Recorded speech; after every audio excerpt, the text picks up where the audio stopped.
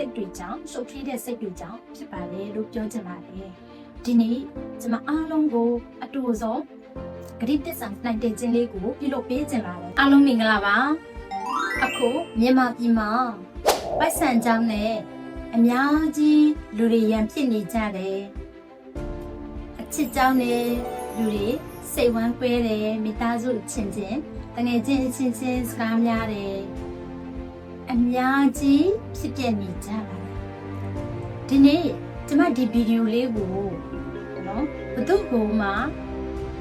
ထွန်းတက်ပြီးတော့ပြောဆိုခြင်းမဟုတ်ပါဘူးအဲ့တော့စိတ်ပင်ပန်းနေတဲ့လူတိုင်းအတွက်ကိုလုပ်ပေးနေခြင်းသာဖြစ်ပါတယ်အဲ့တော့အများစုကထင်နေကြတယ်ပိုက်ဆံကလူတွေကိုခွဲခွာစေတယ်ပိုက်ဆံကြောင့်ငွေကြောင့်ပျက်စီးတယ်လို့ထင်ကြပါတယ်ဒါတချို့လူတွေကအဲ့လိုထင်တချို့ကလည်းအချစ်ကြောင့်အချစ်ညွန်နစ်ပြီးတော့အချစ်ကြောင့်အရန်လူတွေနာကျင်ရတယ်နောက်ဆုံးအချစ်ကြောင့်ကျင်ဝက်ပျက်စီးသွားတယ်လို့ထင်ကြပါတယ်ဟုတ်တယ်နော်ဒါပေမဲ့တကယ်တမ်းစဉ်းစားကြည့်ကြည့်ပါပိုက်ဆံကမစိုးပါဘူးကျွန်တော်ပတ်စံမရှိရင်နေလို့မရပါဘူးပတ်စံမရှိရင်ဝယ်စားလို့မရဘူးပိုက်ဆံကမဟုတ်ပါဘူးအချစ်လည်းဒီတိုင်းပါပဲเนาะအချစ်ကိုယ်တိုင်ကအချစ်ဆိုတာဒီကံကြွယ်လို့လည်းမရထိတွေ့လို့လည်းမရတဲ့ဒီ drama ဖြစ်ပါတယ်အဲဆိုတော့အချစ်ကသူ့ဟာသူရှိနေတာပါအချစ်ကြောင့်လည်းလုံးဝသူကိုယ်တိုင်ကမမှားပါဘူးဘာကြောင့်လူတွေဒီလိုဖြစ်နေလဲဆိုလို့ရှိရင်တော့လူတွေကပင်ပန်းစေတဲ့အရာကဘာလဲကိုယ်စိတ်ပါပဲမလုံလောက်ဖို့ဆိုတဲ့စိတ်ပါပိုက်ဆံနဲ့ပတ်သက်လာရင်ပေါ့နော်ကိုကမလုံလောက်ဖို့ဆိုတဲ့စိတ်ကြောက်ရွံ့တဲ့စိတ်တွေကအများကြီးဖွာလာတယ်နော်ဒါလည်းမလုံလောက်ဖို့ဆိုတဲ့စိတ်ကကြောက်ရွံ့မှုတွေကိုအမြဲတမ်းဝေဖွားစေတယ်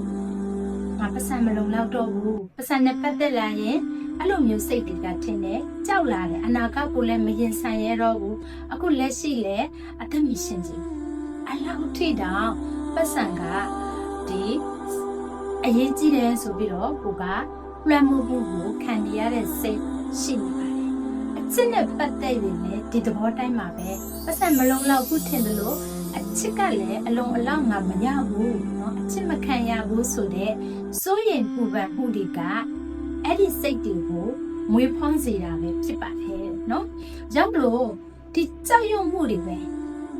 ပိုက်ဆံကြောင့်အချစ်ကြောင့်ဆိုတဲ့အဲ့ဒီကြောက်ရွံ့မှုစိတ်စိုးရိမ်မှုကလည်းလူတွေကိုမန်တက်စေပါတယ်เนาะကာကွယ်ခြင်းရတယ်အဲ့လိုမျိုးကြောက်ရွံ့မှုမဖြစ်အောင်လူတွေကကာကွယ်ခြင်းကြတယ်ဒါပေမဲ့ကာကွယ်ခြင်းလေးလူကိုပေါ့နော်ဒီနားမထောင်နိုင်လေးနားမလည်နိုင်လေးဖြစ်စေပါတယ်အဲ့ဒီစိတ်ကနော်ကာကွယ်ခြင်းတဲ့စိတ်ကပဲဒီလူကိုနားမထောင်နိုင်အောင်ဒီလူကိုရုပ်ဆိုးသွားအောင်အကြည့်တန်သွားအောင်လုပ်နေတာဖြစ်ပါတယ်ဒါကြောင့်မလို့စိတ်ပင်ပန်းတဲ့အချိန်တိုင်းမှာလူကစကားကိုမကြားရတော့ဘူးကိုယ်စိတ်ကအရင်ပင်ပန်းနေတယ်ကိုပဲသိတော့တယ်ပေါ့နော်အဲ့ဒါပဲမှန်တယ်ငါပြောတာပဲမှန်တယ်ငါပဲနာကျင်ရတယ်ငါပဲအရေးကြီးလာတာဖြစ်လာပါလေကြောင့်မလို့ကျမတို့ကရံဖြစ်တာကလူတွေကမကောင်းဘူးမဟုတ်ပါနော်ဒီကိုယ့်ရဲ့စိတ်ကအရှမ်းပင်ပန်းနေလို့ကိုယ့်ရဲ့စိတ်ကဒလဇက်အလုံးလုံးနေရလို့ပဲအဲ့ဒီစိတ်တွေကြောင့်ရှုပ်ထွေးတဲ့စိတ်တွေကြောင့်ဖြစ်ပါတယ်လို့ပြောချင်ပါတယ်အားလုံးကိုပြောင်းလဲဖို့တော့မလိုပါဘူးကိုယ်စိတ်ကိုခဏလောက်ပဲအနာပေးလိုက်ရုံနဲ့လုံလောက်ပါတယ်ကျေးဇူးပြုရင်မျက်လုံးကိုမှိတ်လိုက်ပါပြီးတော့အသက်ကိုနှာခေါင်းနဲ့ပြင်းပြင်းလေးရှုသွင်းလိုက်ပါ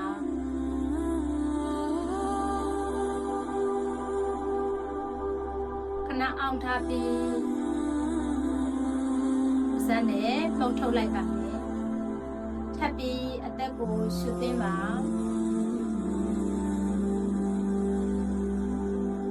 ခဏအောင်ထားပြီးပါးစပ်နဲ့ဖုံးထုတ်လိုက်ပါမယ်နှာခေါင်းနဲ့ထပ်ပြီးရှုသွင်းလိုက်ပါ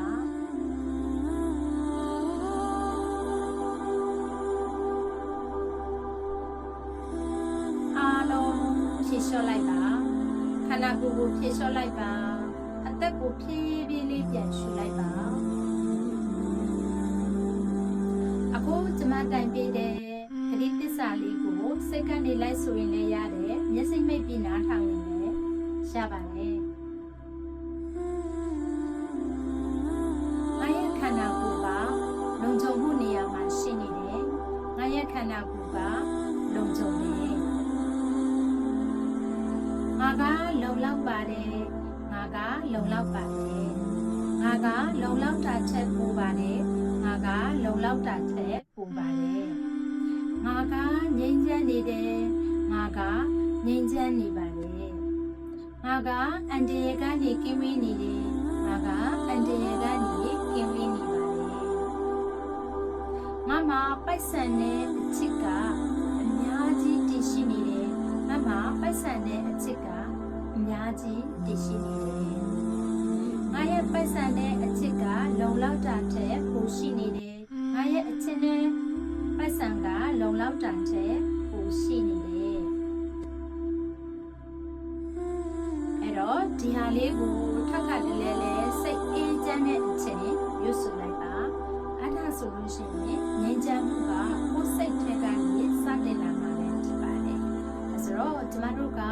ဒါလေးကိုထပ်လဲလဲလှုပ်ခြင်းအပြင်ကျမတို့ဘဝမှာတွေ့ကြုံနေရတဲ့ပတ်စံတဲ့အချစ်နဲ့ပတ်သက်ပြီးတော့ကြော်လွှားသွားနိုင်မှာဖြစ်ပါတယ်ဒီနေ့ဒီဗီဒီယိုလေးကိုဒီမှာပဲအဆုံးသတ်လိုက်ပါတယ်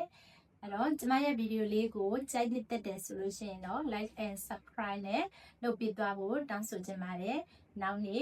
ဗီဒီယိုမှာတွေ့ပါမယ်အခက်ခဲရှိတယ်ဆိုလို့ရှိရင်လည်း comment မှာအချိန်မီပြီး